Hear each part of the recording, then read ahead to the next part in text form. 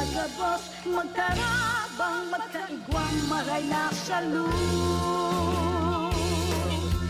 DOH, may dekalagad na servisyo. Madaling dulog ko, nagtatawag, nagpapadabang. Mga programa, nagkasama ng sinda sa serbisyo. Matawang solusyon ang mga kahirangan. DOH-CHD, DOH-CHD, serbisyong salud kolon. Ika ako, kitagabos, magtarabang, magkaigwang, maray na salud. Buon sa inunan, ipangakisang kod na kita magdakula. Immunization, vaccination, sa tuig naon. Mag-ibo maagi, maiwasan ambisyon. Regular na check-up ang kaibuhan.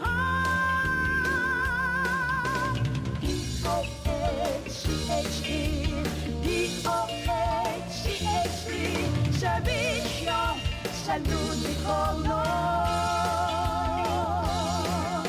Ika ako, kitagabos, magkarabang, magkaibang, maray na salud. Balanseng pagkaon, tamang katurog, ehersisyong magsumba, magpagipil, magtimbang. Dapat kita magmano, magpartisipan. Ano man sa tindang relihiyon, katinda sa buhay. Mga pagiramdam na makinig para iwasan. Kita magkarabangan sa programa kang Department of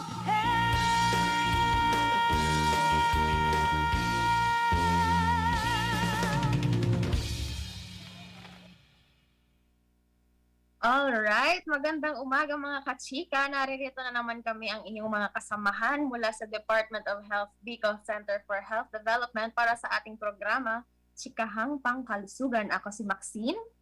At ako si Joanna. Ayan, at isang oras na naman tayo magchichikahan tungkol sa kalusugan.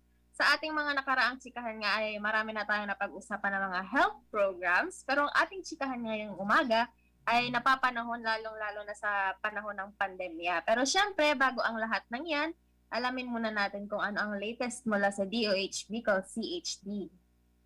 Alright, so unahin natin yung regular natin COVID-19 updates kanina sa ulat na mention ni Sir Ken kung ilan ang cases na naitala natin as of June 28, 2021. So yung new cases natin as of June 28 is a total of 112 new cases for the whole Bicol region. So 112 na yan, 39 ay from Albay, 3 from Camarines Norte, 43 from Camarines Sur, Catanduanes, Masbate, wala pareho, at Sorsogon ay may 26. So since marami sa listeners natin ang taga-Albay, so isa-isahin natin kung saan itong 39 new cases na naitala sa Albay. Sa 39 na cases, 19 dito ang galing sa Legazpi City, Daraga 7, Tabaco City may 5, Bakakay 2, at ang Kamalig, Ginubatan, Manito, Polanggi, Santo Domingo at Tiwi ay may tig-isa. So yan yung COVID-19 updates natin as of June 28, 2021. Para sa ibang balita, Max. Ayan, mayroong pinalabas na press release nga ang DOH Bicol CHD tungkol sa kaunting pagbabago sa ating priority group para sa COVID-19 vaccination program. So kasama na sa A1 priority group ang mga outbound na OFWs. Kaya kung kayo ay OFW na babalik na sa bansang inyong pinagtatrabahuhan sa susunod na 4 na buwan, kayo ay kabilang na sa priority group A1.8. Yan po ay base sa advisory number 53 ng National Vaccine Operations Center o NVOC. Sa inyong pagpaparehistro sa inyong LGU, magdala lamang ng inyong Overseas Employee Contract o Seaman's Book. Sa kabila nito, patuloy din ang pagbabakuna sa ating mga healthcare workers, senior citizens, at people with comorbidities. Kaya kung kayo ay kabilang sa A1, A2, at A3 priority group, magparehistro na din sa inyong LGU o barangay para makabilang na sa master list at makontak kapag schedule na ng inyong pagbabakuna. Nais din ipaalam ng DOH Bicol CHD ang proseso ng allocation ng mga bakuna para sa mga probinsya at munisipyo. Nagpalabas ng isang statement ang DOH Bicol CHD ukol dito noong June 25 kung saan isinaad na ang national government ang nagdedetermine kung ilan ang matatanggap ng mga rehiyon na alokasyon ng bakuna. Ang alokasyon naman para sa mga probinsya ay mula sa DOH Bicol CHD at ang pagbabasehan nito ay ang master list ng mga kabilang sa A1 at A2 priority group. Ang provincial health units naman ang nagdedetermina ng alokasyon ng mga bakuna para sa mga munisipyo. So para po mabasa ang buong statement at press release, pati na rin ang iba pang mga balita, bisitahin at i-follow lamang ang official Facebook page ng DOH Bicol CHD. Mapapanood din dito ang Ulat sa COVID-19 Bicol, isang programa sa oras na 10:30 ng umaga araw-araw kung saan binabalita ang estado ng mga COVID-19 hospitals, ang COVID-19 updates at sinasagot ang mga katanungan ng publiko. Pinapayuhan din ng DOH Bicol CHD ang mga positibo sa COVID-19 na nakakaranas ng malalang sintomas tulad ng paninikip ng dibdib at hirap sa paghinga, na makipag-ugnayan sa ating One Hospital Command System sa numerong 0916-234-9063. Ulitin ko po, 0916-234-9063 o kaya naman sa landline 052-204-0040 local 508 para magabayan sa paghahanap at pagpapa-admit sa mga nalalapit na hospital. Pinapaalala din ang publiko na maniwala lamang sa tamang impormasyon mula sa mga verified sources tulad ng official Facebook page ng Department of Health Philippines at DOH Bicol CHD. Laging sundin ang Vida Solution Plus, bawal walang mask at face shield, isanitize ang kamay at iwasan ang kulog na lugar, dumistansya ng 1 metro mula sa ibang tao at alamin ang tamang impormasyon tungkol sa COVID-19 plus suportahan ang FDA-approved na bakuna. So yan lamang ang latest mula sa DOH Bicol CHD. Dumako tayo sa ating chikahan ngayong umaga. Joanna? Yeah, so ang ating pagchichikahan ngayong umaga, dahil nga 1 year na, lagpas 1 year na tayo sa gitna ng pandemya, ay marami nang gustong matapos ito. At isa sa nakikitang paraan ng lahat, ng karamihan ay ang pagbabakuna. So pag-uusapan po natin ito ngayon ng COVID-19 vaccination sa pamamagitan ng pag-alam ng mga facts about dito. So unahin natin alamin muna natin yung 10 must things or must know sa COVID-19.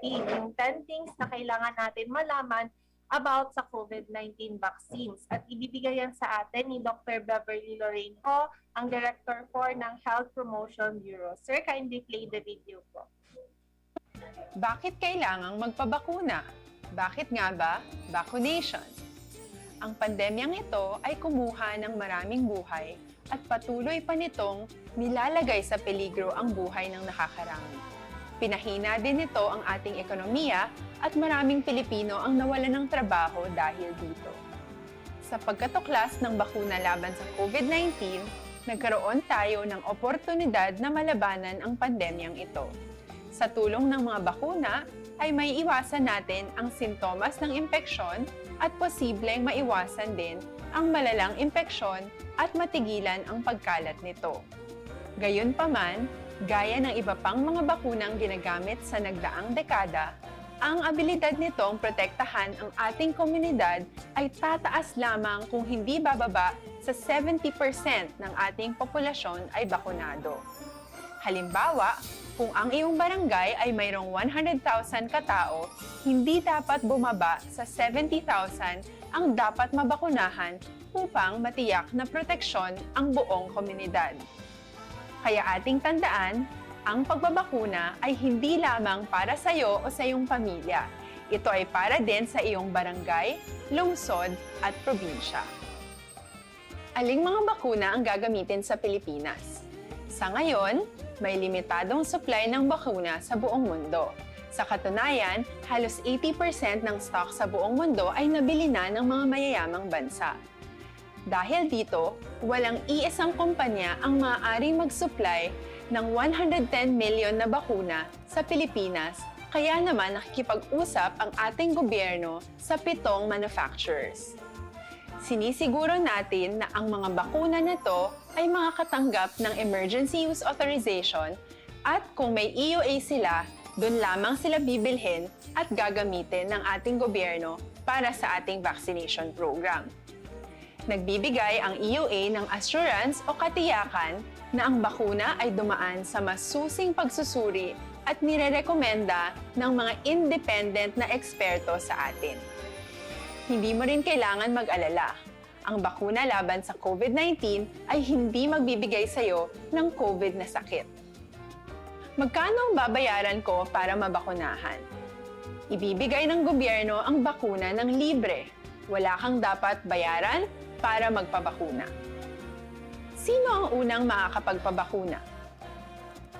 Dahil kailangan nating masiguradong patuloy na makakapagtrabaho ang ating health system para maalagaan tayo, ang mga medical frontliners ang unang makakatanggap ng bakuna. Susunod dito ay mga eligible na senior citizens dahil sila ay nasa greatest risk ng severe infection o kamatayan. Alam natin ito dahil sa ating lokal na datos na mas mapanganib ang COVID-19 sa mga matatanda. Ang pagkakasunod-sunod na kung sino ang unang makakatanggap ng bakuna ay natukoy sa tulong ng mga eksperto. Kailan at saan ka dapat magpabakuna? Ang inyong national government ay nakikipag-ugnayan sa mga lokal na pamahalaan upang maihatid ang bakuna sa inyo. Ang lokal na pamahalaan or LGU nyo ang maghahanda ng pagpaparehistro at pag-ayos ng schedule ninyo sa pagpapabakuna.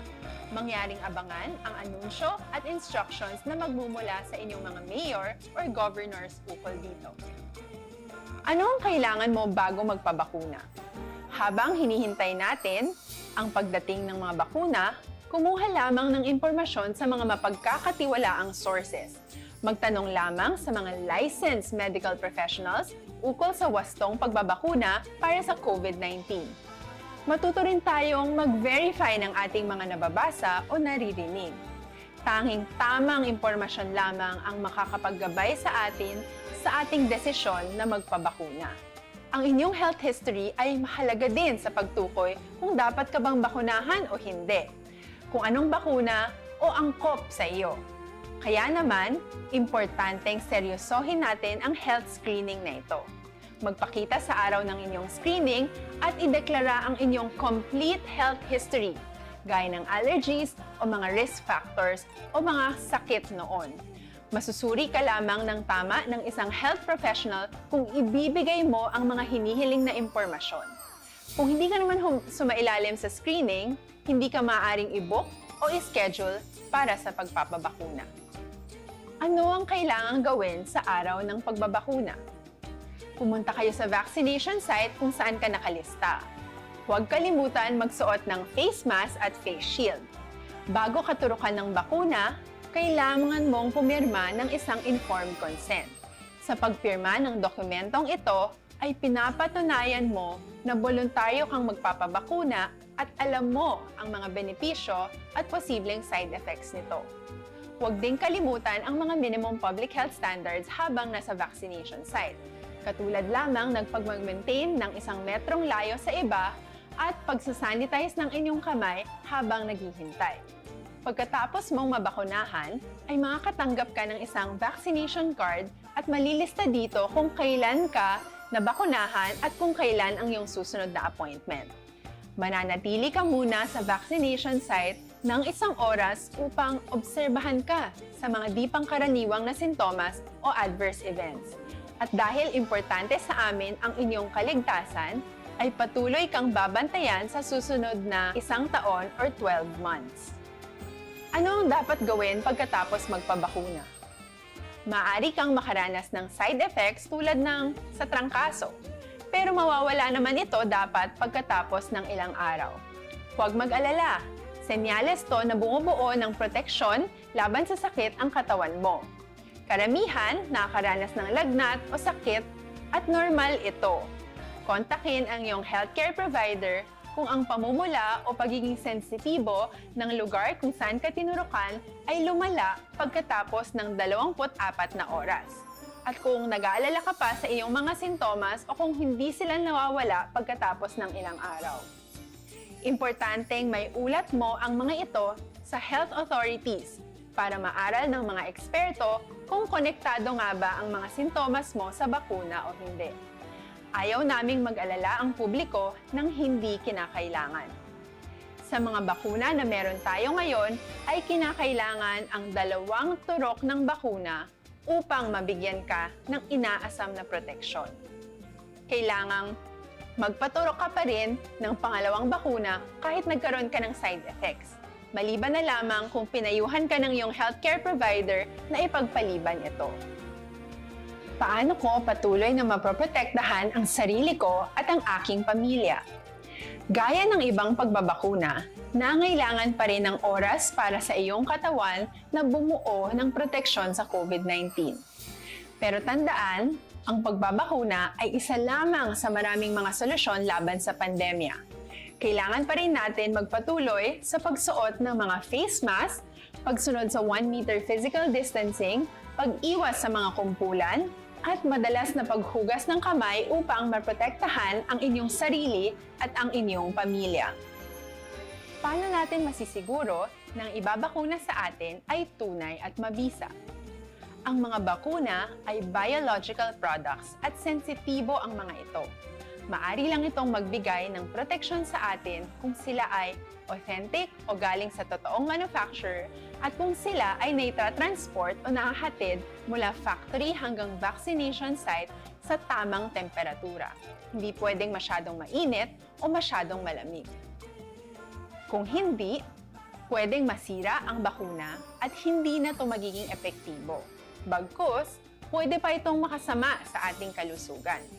Kaya naman, siguraduhin natin na ang bakunang iyong matatanggap ay nagmula sa lehitimong manufacturers at naihatid sa tamang temperatura. Tara, sa Vida Vaccination! Alright, ayun no, yung ating 10 must knows about COVID-19 vaccine. So sana marami tayong napulot. Ito yung mga 10 na mahalaga mula kay Dr. Bez. Ayan. So sa ating pagbabalik, magbibigay muna tayo ng konting commercial at sa ating pagbabalik ay mas marami tayong matututunan patungkol sa COVID-19 vaccination. Magbabalik po kami sa Chikahang Pangkalusugan. Kaibigan, huwag ka na munang lumabas ng inyong bahay, maliban na lang kung bibili ng pagkain o may emergency. Tandaan ang mga sumusunod. Kung kailangang lumabas ng bahay, magsuot ng mask. Siguruhing may 1 metro ang layo sa ibang tao. Magdala lagi ng alcohol o alcohol-based hand sanitizer. Huwag hawakan ang iyong mukha. Sa wastong pag-iingat, ang virus hindi kakalat. COVID-19, kayang-kaya nating tapusin. Kaibigan, alam mo na ba kung ano ang mga karaniwang sintomas ng COVID-19? Ito ay ang mga sumusunod: lagnat, pagkapagod, at dry cough. Habang sa ilan naman ay sipon at baradong ilong, sore throat o diarrhea. May ilan naman na wala pang sintomas, pero pwede pa rin nilang maipasa ang virus sa iba. Kung ikaw ay nasa mga lugar kung saan kumakalat ang COVID-19 o kaya may close contact sa mga taong kumpirmadong may COVID-19 o sa mga nag-aalaga sa kanila, ipagbigay alam ito sa health worker sa inyong barangay. COVID-19, kayang-kaya nating tapusin.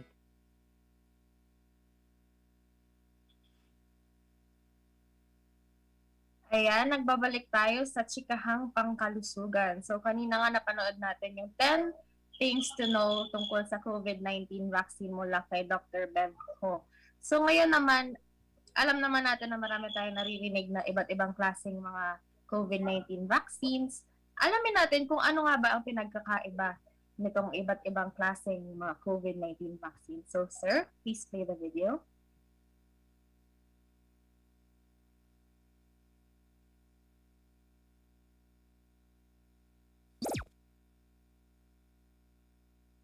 Masusing pinaghahandaan ang clinical trials para sa COVID-19 vaccine sa ating bansa.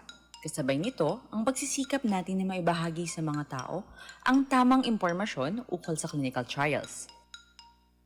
Isa sa mga serye ng ating explainer videos para sa clinical trials, aming ipinaliwanag kung paano nga ba gumagana ang bakuna. Kung di nyo pa ito napapanood, maaari nyo itong panoorin sa link na ito. Ngayon naman, aming ipapaliwanag kung ano ang iba't ibang uri ng bakuna kontra COVID-19. Mayroong iba't ibang uri ng bakuna base sa paraan ng pagbibigay ng proteksyon laban sa sakit na COVID-19. Ang tradisyonal o tinatawag na proven and tested na uri ay ang inactivated vaccine na ginagamit sa bakuna ng polio, hepatitis A at maging sa rabies. Ang bakunang ito ay gawa sa inactivated o patay na kopya ng virus na siyang tutulong sa ating immune system na magkaroon ng resistensya laban sa sakit. Ang uri ng teknolohiyang ito ang siya ring ginagamit ng mga pharmaceutical companies gaya ng Sinopharm, Sinovac at ng Bharat Pharmaceuticals para sa pagdevelop ng kanilang bakuna laban sa COVID-19. Live attenuated na uri ng bakuna naman ay gumagamit naman ng buhay, subalit pinahinang bersyon ng virus. Sa kabila nito, ito ay sinisiguradong ligtas, hindi magdudulot ng sakit, at magagamit upang magkaroon ng proteksyon ng katawan laban sa sakit. Ang nucleic acid-based na uri ng bakuna naman ay kumukuha ng RNA o DNA ng virus para makagawa ng ligtas na viral protein na siyang makapagbibigay ng immunity o proteksyon sa cells ng ating katawan. Halimbawa ng mga bakunang gumamit ng teknolohiyang ito laban sa COVID-19 ay ang galing sa Moderna, Pfizer-BioNTech, Arcturus Therapeutics at Inovio Pharmaceuticals. Ang protein-based na uri ng bakuna naman ay gumagamit ng protein structure o ang material na bumabalot at nagsisilbing outer shell sa virus na nagdadala ng COVID-19. Kapag nabakunahan, nakikilala ng ating immune system ang bagong klaseng protein na ito at agad na gumagawa ng antibodies laban dito. Sakali mang may makapasok na virus taglay ang kaparehong protein na ginamit sa bakuna, maliit na ang tsansa na magkasakit dahil kaya nang gumawa ng antibodies na siyang poprotekta sa ating katawan laban dito. Ito ang teknolohiyang ginamit para sa mga bakuna mula sa Novavax Incorporated, Clover Biopharmaceuticals, Vaccine Proprietary Limited, Anwick Geoffrey Longcom Biopharma Company, Adimmune Corporation, at iba pa.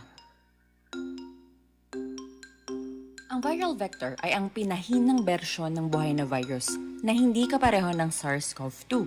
Ngunit may taglay na genetic material galing dito. Kapag nabakunahan, ang vector na ito ay nagbibigay ng instructions o mga tagubilin sa ating cells na gumawa ng kopya ng protein ng virus na nagdudulot ng COVID-19. Ito ang nag-uudyok sa ating katawan na gumawa ng immune cells na siyang makakaalala kung paano lalabanan ng virus sakaling ito ay makapasok sa ating katawan. Ang teknolohiyang ito ang ginamit para sa mga bakunang mula sa AstraZeneca, CanSino Biologics, Gamaleya Research Institute, Janssen Pharmaceuticals, at iba pa. Patuloy tayong maging maalam at mapagbatsyag. Abangan ang iba pa naming updates tungkol sa COVID-19 vaccine trials sa official channels ng Department of Health at Department of Science and Technology. Res Bakuna, kasangganang bida! Sama-sama tayo sa Bida Vaccination! Alright, so yan yung ating mga uri, iba't ibang uri ng bakuna. So ulitin natin, yung isa is inactivated vaccine, yung mga traditional na pagbabakuna. Yung ikalawa ay ang lab attenuated vaccine. Ikatlo, nucleic acid-based vaccine. Ika-apat, protein-based vaccine. At ikalima ay viral vector vaccine. So itong mga bakuna na ito, nag-mention naman kanina na hindi ito magiging sanhi na magkaroon tayo ng COVID-19, kundi ito ay tutulong sa atin upang palakasin ang ating immune system at ma-prevent ang COVID-19 o kaya yung severe infection ng COVID-19. So for our next video, Max. Ayan, so para naman sa ating susunod na video, narinig nga kanina na ang dami ng iba't ibang uri ng bakuna, pero ipaalala natin na the best vaccine is the vaccine that is available. So ayan, so sumunod na tayo sa ating sunod na video, ito ay paano ba gumagana ang bakuna. So, pag naturukan tayo ng vaccine, ano ang mangyayari sa ating katawan at paano gumagana yung teknolohiya ng bakuna. So, sir?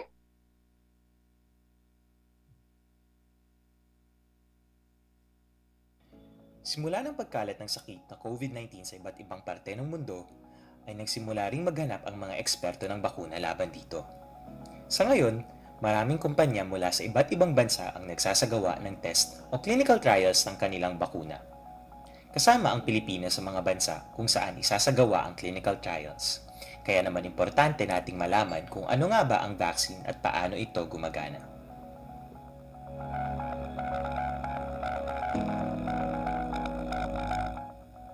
Ang bakuna ay gawa sa hindi na aktibo o inactivated, pinahina o weakened, o mga pinatay na kopya ng buo o piling parte ng pathogen.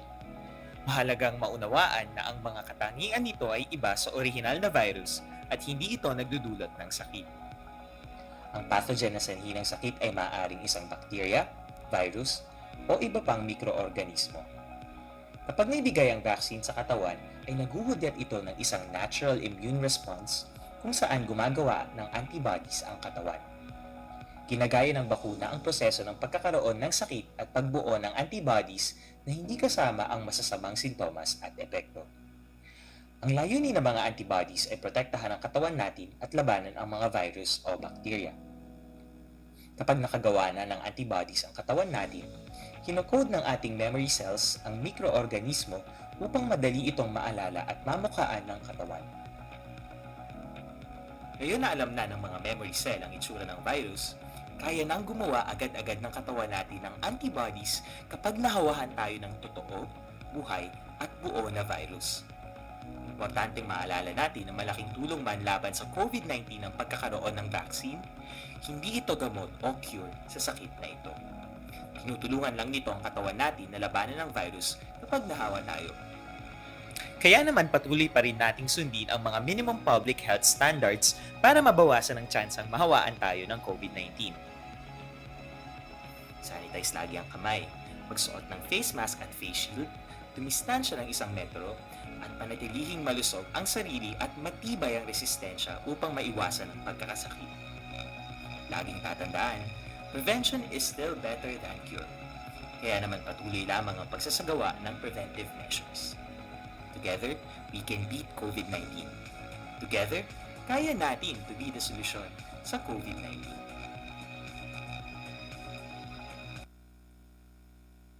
Ayan, so napanood nga natin kung paano gumagana ang mga bakuna. Pero ipinaalala din ng video na prevention is still better than cure. Kaya dapat sundin pa rin natin ang minimum public health standards kahit na nabakunahan na isang individual.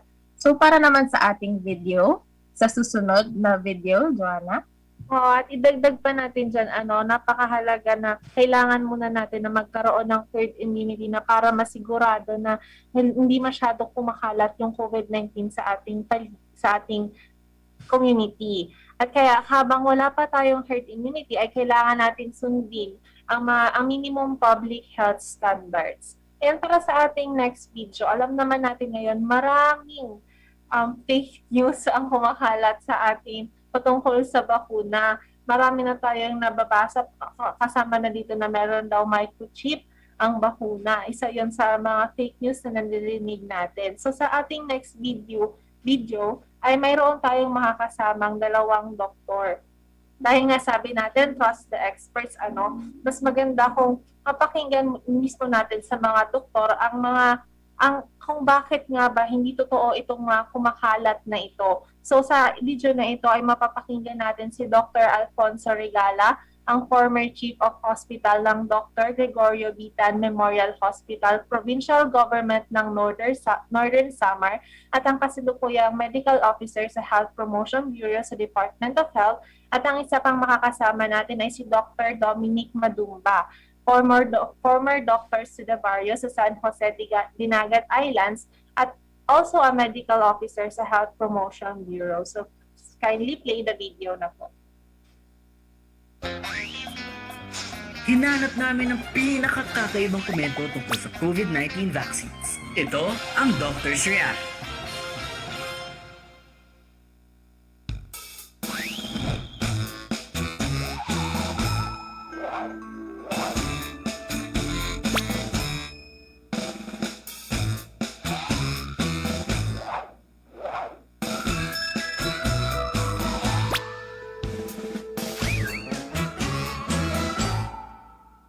Okay, first comment tayo.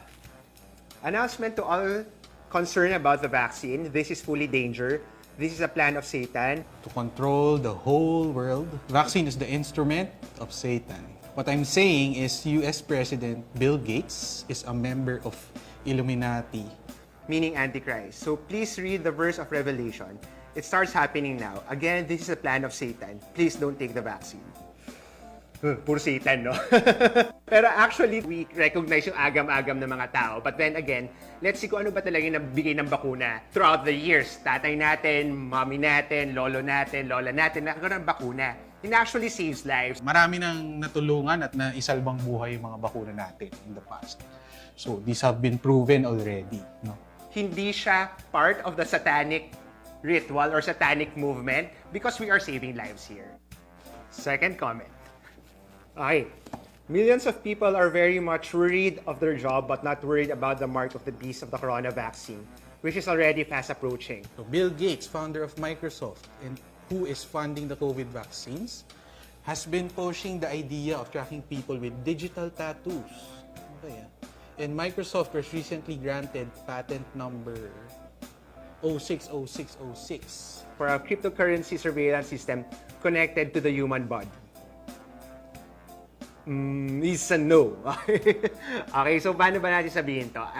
So wala tayong ganong technology na yung mga microchips, walang magkakasya dun sa siringilya nung ating pangbakuna. No? Actually, yung mga normal na series yung ginagamit natin no, sa mga pagbabakuna. So, hindi siya ganun kalaki talaga para may makapasok talaga na microchip. Super liit lang ng butas nun at wala makakapasok na microchip. Tama sila, tumulong yung mga pilantropo na katulad ni Bill Gates. Pero hindi sila tumulong para magkaroon nitong tracking ng mga tao. Tumulong sila para mabigyan ng pondo yung mga eksperto at siguraduhin ng eksperto na meron tayong magagawang bakuna sa COVID para maprotektahan yung mga tao. Sinisiguro naman na ating mga scientists na independent sila doon sa kanilang research goal, no? Na alam nila kung ano talaga yung kailangan nilang gawin. Ito ay mag-develop ng bakuna lamang at hindi sa mga surveillance, mga spy gadgets, sa mga teknolohiya to get into the privacy of the people. So, it's a no. Sige. Wala bang generic na COVID-19 na bakuna para mura? So actually, totoo, valid naman yung tanong, no? Kasi kung mas mura, mas maganda, di ba? So sa ngayon, wala tayong generic kasi nga nagtutulong-tulong yung iba't ibang kumpanya na makagawa ng bakuna. Ngayon, kung ang issue natin ay para mura, sinisigurado po ng ating pamahalaan, no, sa pamamagitan ng ating mga COVAX facility na magkakaroon tayo ng murang mga bakuna. No? So ito, hindi yung market price, pwede pa tayong makipag-haggle, no, makipagtawaran dun sa mga bakuna natin. Tsaka hindi ito mabibili. Dahil emergency use pa lang, no, yung binigyang autorisasyon para gamitin ito. Kailangan lahat ng pagbili nito through the national government. So, hindi pa siya natin mabibili commercially o dun sa mga botika natin o mga parmasya sa community. Next comment. Mga ay, pwede ko ba sabihin yun? Mga quack-quack doctors. Eh, yung HIV at Ebola at di pa pang virus hanggang sa ngayon, walang gamot o vaccine. Then you come up with a vaccine for COVID in just 1 year. Lokohin ninyo kapwa nyo, pipitsuging doktor. Ipukpok nyo sa ulo ninyo yung mga RT-PCR. Hanggang sa tabunan kayo ng utak. It hurts! Hindi. Nakakatawa lang, no, na may mga gitong comments. Actually, parang nafe-feel mo yung galit galing sa takot. Hindi talaga galit, parang medyo takot. Siguro dahil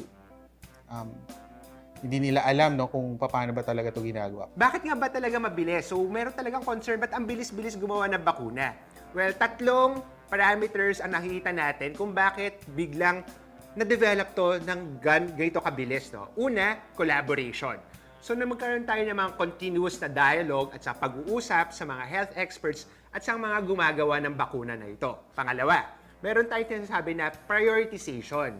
Siyempre, dahil ito ay isang emergency of international health concern, so kailangan mag-meet lahat, mag-collaborate lahat upang magkaroon na agad ng bakuna. Dahil hindi tayo pwede maghintay ng 5 taon, 10 taon, or 20 years to even perfect a vaccine wherein kailangan na siya ngayon. At pangatlo, resources. Siyempre, kung magde-develop tayo ng bakuna, kailangan natin ng pera. At dahil dito sa emergency nga ito, ay nag-incentivize o nagbigay ng mga funding ang mga gobyerno at mga ibang mga institusyon upang mapabilis ang paggawa nito. So again, 3 points kung bakit sobrang bilis na nagawa to. And this is a good thing. Una, collaboration. Pangalawa, prioritization. At pangatlo, incentivization. Okay, ito yung misconception rin, no, na parang, may shortcut yan, tumalon yan ng steps. Hindi. Ang ginawa natin dito is kailangan pa rin dumaan sa mga phases of clinical trials. Duman ito sa pre-clinical phase, kung saan tinetest ito sa mga hayop at saka sa mga lab animals. Duman rin ito sa phase 1, phase 2, at phase 3 na clinical trial. So, sa pamamagitan nito, hindi natin nakikita na merong pag-jump ng sequence. No? So, it's all good in the neighborhood. So, tuloy-tuloy pa rin siya. Wala tayong nalagtawan. Next comment. Kung kayo ay magpapabakuna, palipasin nyo muna mga 5 taon. Antayin nyo muna resulta ng mga naunang nabakunahan kung buhay pa sila, makalipas ang 5 taon. Makalipas ang 5 taon. Paano kung ikaw, di ba? Ikaw yung nagka-COVID, baka mauna ka pa sa kanila. Madali na ang magpaturok, pero yung maturukan ka, pwede mong ikamatay. Kung kayo ay may isip, ang tao hindi pare-parehas ang immune system. Medyo tricky kasi hindi ka pwede magkakuna, hindi ka pwede magka-COVID nang dahil sa bakuna. Wala tong component nung live vaccine, no? Kung meron man kayo nabasa, nabalitaan sa Facebook or kahit saan na nagka-COVID daw dahil sa bakuna, hindi totoo yun. Ibig sabihin, posible na-expose na siya bago siya unang magpabakuna. O kaya, bago niya nakompleto yung 2 dose, siguro doon sa gitna, no, after nung first dose niya, na-expose siya. Kasi yung complete protection natin after the 2 doses. Second thing, hindi natin kailangan maghintay ng 5 years, no? Para makita kung ano effect nito. Again, meron tayong emergency use authorization na binibigay ng FDA natin, no? Para masigurong ligtas at epektibo ito. Though meron tayong mga posibleng side effects, mas malaki pa rin yung benepisyo natin, no, na magpapabakuna. So, 5 years is too long. Sayang yung pagkakataon para maprotektahan ng pamilya. So again, guys, important to have your vaccines. Okay to. Sige lang, walang pipigil sa inyo. Paturok lang kayo. Sana sumigla katawan nyo at humaba pa ang buhay nyo.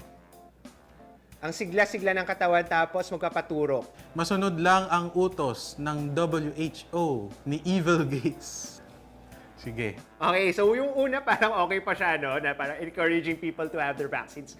But sa last, medyo sarcastic pa itong comment na to. Mahalaga siya, no? Yung vaccine natin, talagang kailangan mo siya para sa sarili. Pero minsan kasi doon tayo na nalilihis na thinking hindi ako tatamaan yan sa age natin. Ang tagal-tagal na, 1 year. Naka-survive akong 1 year. Ano pa yung succeeding years? Basta gawin ko lang yung magmask, ganyan, hugas ng kamay. So dagdag to, no? Kumbaga, kung meron tayong mask, 1 layer, face shield, 2, hugas ng kamay, 3, physical distancing, 4. Parang 5 layer yung protection natin sa vaccine. And why do we need this?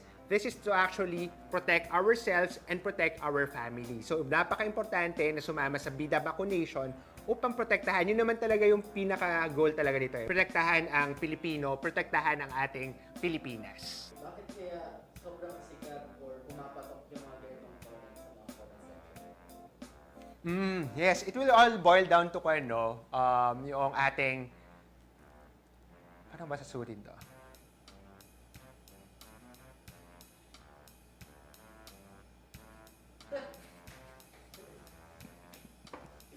Wait lang, nag-iisip ako kung paano.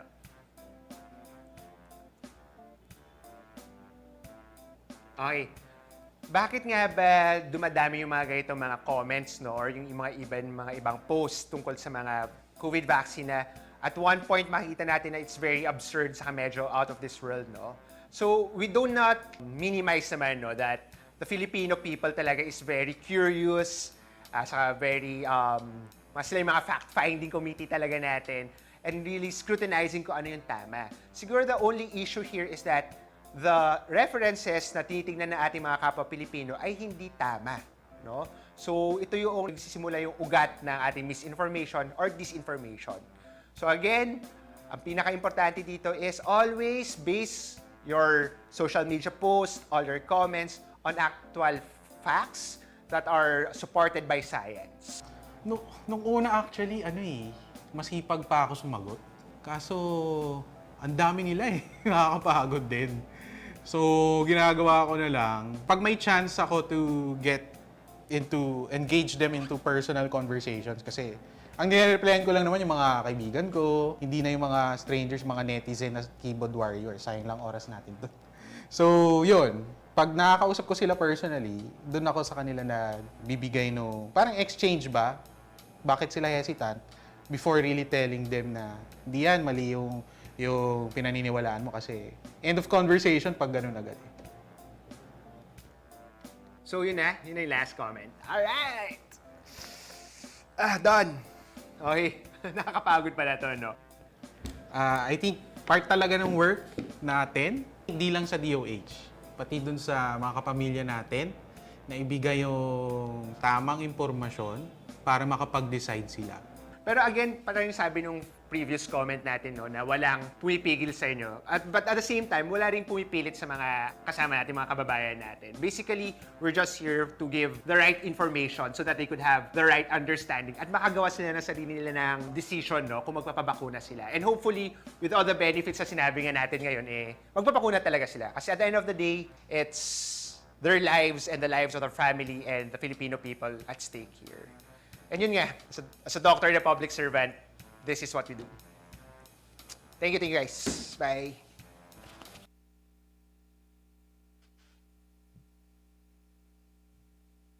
Alright, so yan yung ating doctor's react. Madami-dami talaga silang parang dinibunk na mga comments patungkol sa COVID-19 vaccine. So madami-dami talaga tayong na-encounter na ganyan.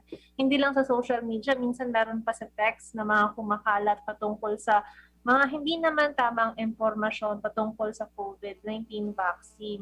And so sa mga nagtatanong, marami pa din tayong nare-receive na katanungan kung saan daw maaaring magparehistro sa COVID-19 vaccination at sino na ba yung mga pinabakunahan natin ngayon. So Max, maaari ka bang kung sino ba ang mga binabakunahan natin ngayon at saan sila maaaring magparehistro?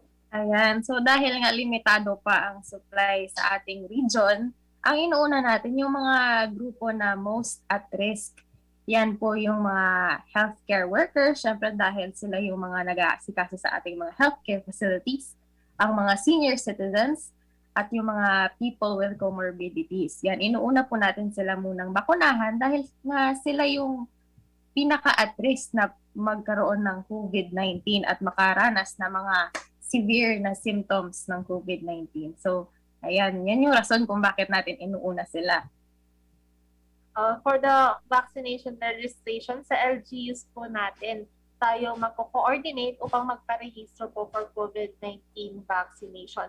Marami din ng mga OFW, outbound OFWs, dahil sabi mo nga kanina, Max, na kasama na sa A1 priority group ang mga outbound OFWs.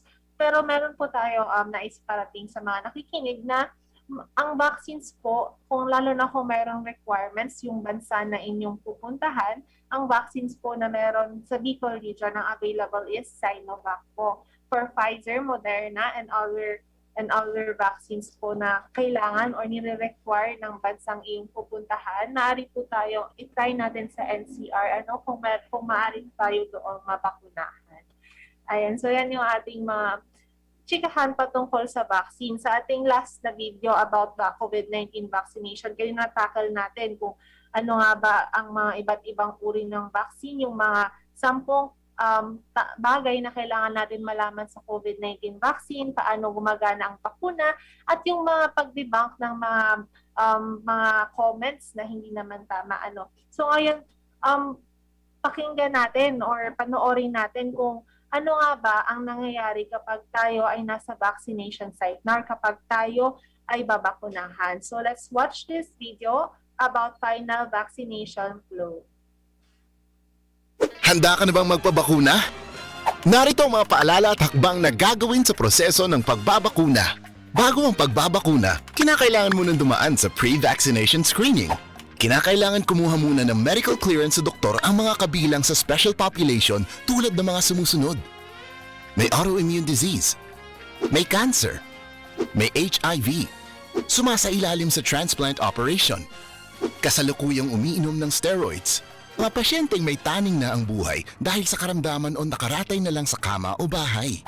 Kapag ikaw ay nabigyan na ng medical clearance mula sa iyong doktor, narito ang mga dapat gawin bago ang araw ng iyong pagbabakuna. 1. Humingi ng schedule at lugar kung saan ka magpapabakuna sa iyong pinakamalapit na barangay health center. 2. Huwag kalimutan dali ng iyong government ID, proof of comorbidity o medical clearance, pati na ang face mask, face shield at hand sanitizer. Sa araw ng pagbabakuna, narito ang mga steps na dapat sundin. Step 1. Waiting area. Siguraduhin kayo ay pumunta sa tamang oras at petsa ng inyong schedule sa pagbabakuna. Hindi papayagan ang mga walk-in sa vaccination sites. Maupo sa bakanting upuan alinsunod sa tamang pagkakasunod ng pilang. Hintayin na tawagin kayo para sa susunod na hakbang. Habang nag-aantay, sumunod sa minimum public health standards. Isuot ang face mask at face shield, sundin ang proper physical distancing at ugalihing maghugas at isanitize ang kamay. Step 2. Registration. Sundin ang mga patakaran ng inyong LGU o vaccination site sa pag-register at ipakita ang inyong government ID. Bibigyan kayo ng kopya ng informed consent form, health screening form at mga pamphlet tungkol sa bakuna na pwede ninyong basahin.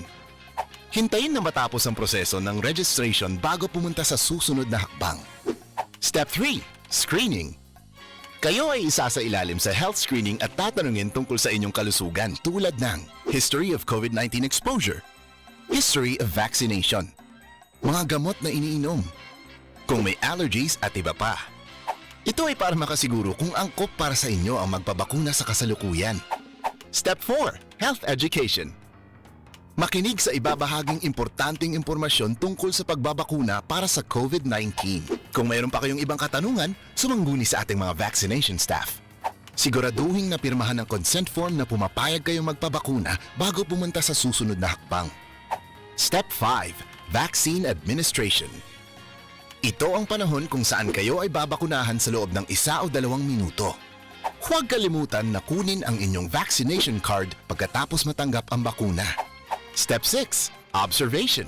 Alinsunod sa Department of Health, ang lahat na magpapabakuna ay kailangan manatili sa pasilidad ng 15 hanggang 30 minuto para obserbahan kung may hindi magandang nararamdaman.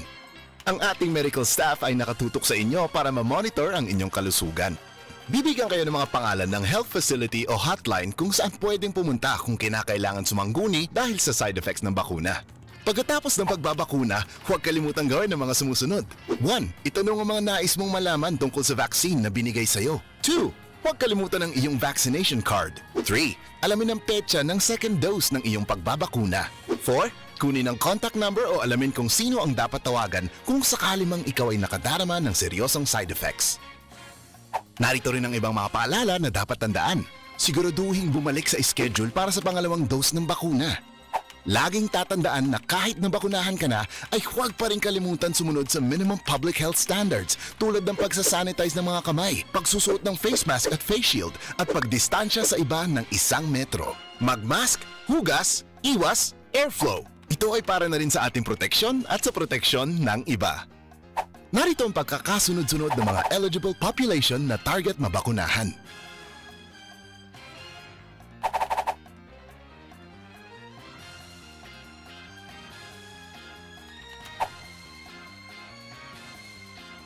Para sa karagdagang impormasyon, bisitahin ang mga sumusunod na pages. Facebook, Official DOH Gov. Twitter, @DOHGovPH. Website, doh.gov.ph.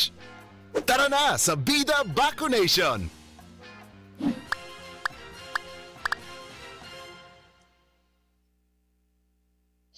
Alright, so yun yung steps natin sa vaccination flow, kapag nasa vaccination center na tayo at tayo ay nakatakda na para magpapakuna. Ayan, marami din tayong mga dagdag natin sa mga katanungan na madalas natin matanggap is ano daw ba yung recommended COVID-19 vaccine para sa mga taong with comorbidity such as asthma and hypertension. So para sa lahat, wala naman po specific vaccine recommended for those with comorbidities. Basta edad 18 to 59 na taong gulang na may kontroladong karamdaman. Ano po, ang mga taong may kontroladong karamdaman ay mga taong kasalukuyang walang sintomas, may stable na vital signs, walang atake ng karamdaman o hindi kinakailangang ma-admit sa ospital o magpalit ng gamot sa huling 3 buwan at kasalukuyang hindi naka-admit sa ospital. Marami din tayo na natatanggap na worries or concerns from the public na paano daw sila na may allergies, paano silang may asthma. Pinapaalala po natin dun sa vaccination flow, may nakita tayo, meron step doon na screening. May mga makakasama po tayo na mga doktor na mag-screen po sa atin. Sa screening na po yan, kagaya sa sinabi kanina sa video, ay aalimin po nila yung medical backgrounds po natin. Ayan, so yun po nagtatapos ang ating usapan patungkol sa COVID-19 vaccination. Mga facts lang po ito mula sa Department of Health regarding COVID-19 vaccination. Sa ating pagbabalik ay pag-uusapan natin yung portion ng ating chikahang pangkalusugan. Max, tungkol saan nga ang portion na ito? Ayan, so sa ating pagbabalik, pag-uusapan natin ang mental health. Ayan, sa ating segment na chikahang pangkalusugan na kumusta ka, urun kita. Pag-uusapan natin kung paano nga ba natin matutulungan ang ating mental health sa gitna ng pandemya. So magbabalik po ang chikahang pangkalusugan. Para malabanan ang COVID-19, ang kailangan natin ay tama at totoong impormasyon, hindi fake news. Huwag kaagad maniniwala sa nababasa at naririnig. Ang pagkalat ng mga maling paniniwala tungkol sa COVID-19 ay nagdudulot ng panik, takot at maling desisyon. Laging i-double check kung saan nanggaling ang nabasa o narinig. Maging mapanuri at i-share lamang ang tamang impormasyon. Sa wastong pag-iingat, ang virus hindi kakalat. COVID-19, kayang-kaya nating tapusin. Alam mo na ba? Ang mental health ay isang mahalagang bahagi ng ating pangkabuuang kalusugan. Walang health kung walang mental health. Ayon nga sa World Health Organization, mental health is a state of well-being in which an individual realizes his or her own abilities, can cope with the normal stresses of life, can work productively, and is able to make a contribution to his or her community. Ang mental health ay mahalaga sa ating pangkabuuan at individual na abilidad magtrabaho, mag-isip, makaramdam at mabuhay. Kaya naman ngayong panahon ng pandemya, huwag kalimutang pangalagaan ang ating mental health tulad ng pag-aalaga natin sa ating physical health. Ang self-care ay isa sa pinakamabisang paraan upang pangalagaan ang ating mental health. Ang simpleng pag-exercise o pagtutok sa ating mga hobbies ay isang paraan ng self-care. Care for yourself, bigyang oras ang sarili at mga bagay na nagbibigay sa'yo ng saya. Nagkakaroon ka na rin ba ng Zoom fatigue dahil sa meetings o di kaya ay sa online class? Huwag kalimutang magpahinga. Importanteng maglaan ng break at ipahinga ang utak. Maglaro muna ng paboritong games. Malaking tulong ang breathing exercises sa pagpapakalma at para maibsan ang ating pakiramdam.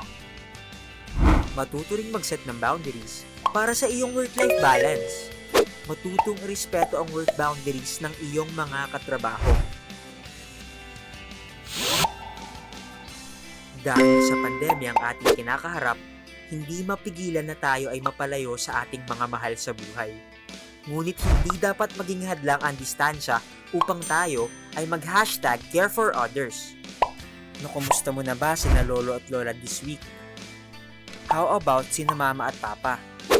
Mga kapatid, kaklase?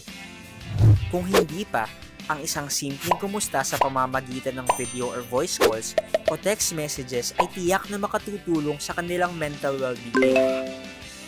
Care for others, ang isang malakas na support system ay nakakatulong rin sa pagpapabuti ng ating mental health. Kung ikaw o sino man sa iyong kakilala ang nangangailangan na makipag-usap sa isang mental health professional, tumawag lamang sa mga numerong ito mula sa National Center for Mental Health. Ito ay libre lamang at kahit sino ay pwedeng tumawag. Ngayong panahon ng pandemya, hindi biro ang pinagdadaanan mo, kaya naman make sure to care for yourself and care for others para sa isang healthy Pilipinas.